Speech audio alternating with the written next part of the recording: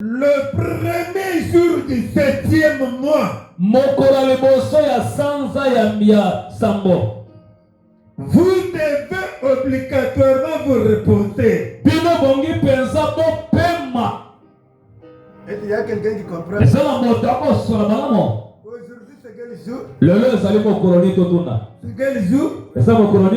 La Bible dit le premier jour du 7e mois de l'année. Obligatoirement, vous devez vous reposer.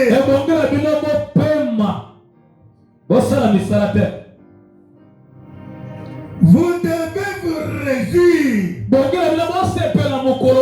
Puisque vous avez travaillé, vous avez réussi, vous avez atteint les objectifs. C'est-à-dire,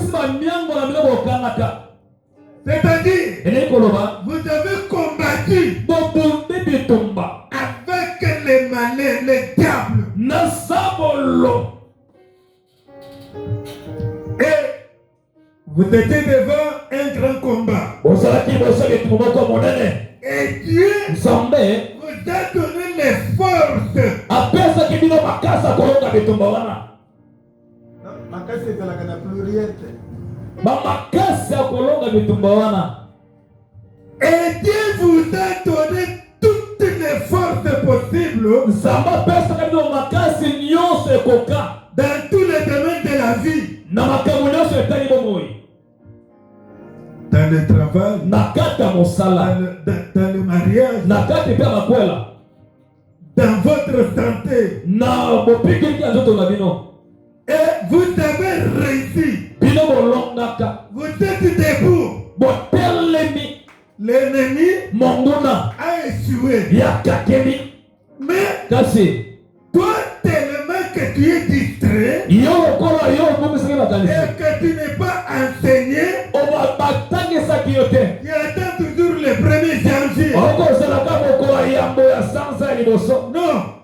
La Bible ne nous enseigne pas cela. La Bible nous dit vous devez lutter du 1er janvier jusqu'à le 30 juin.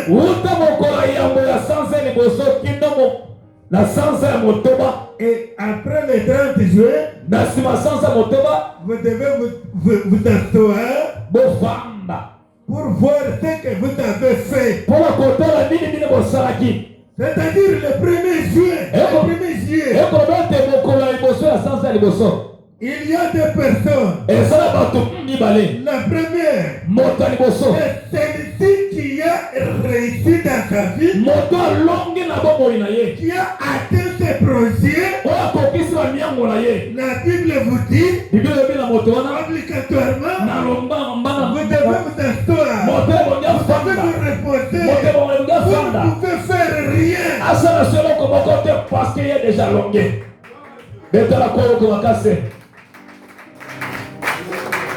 Amen. Révélation. Amen. C'est un jour que vous devez remercier l'Éternel Dieu. C'est un jour que vous devez marcher tête haute. Puisque vous êtes déjà vainqueur.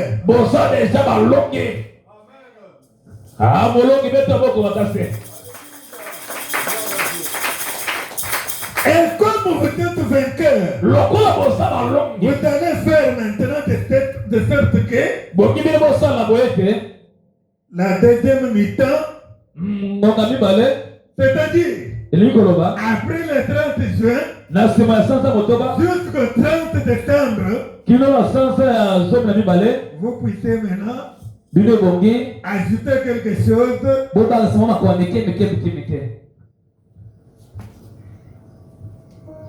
Et maintenant, la deuxième personne, c'est qui? C'est lui qui a échoué.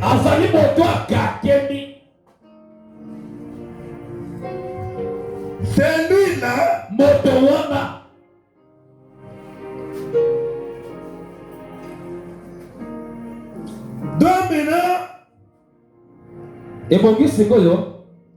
prendre son papier. Azul papier na ye. Lui ne peut pas fêter. Yako sala li patite. Mais Kasi. il doit pleurer. Ebongi ya banda kolela zolela. C'est des chèques. Na kokake mayaka kemi na mobu. Prenez tous les versets là que je vous ai dit. Tozo atalatala loso Il kotokotanga. y en a beaucoup. Ils sont beaucoup. Ezale pele. Mais comme maintenant, Lokola ezale de tongo. je ne vais pas vous prendre beaucoup de temps. Nako sabino bangonge belete. Celui qui a échoué Moto ya kakemi. doit prendre le papier. Bonga sonde ekomeli. D'abord, il doit pleurer ses échecs. Ya bozo ekomeli. Ebonga lela na pour bakema na ye. Et se dire ou se demander Ameto na paloba. pourquoi Pour la nini? j'ai échoué. Na kakemi. Pour la nini?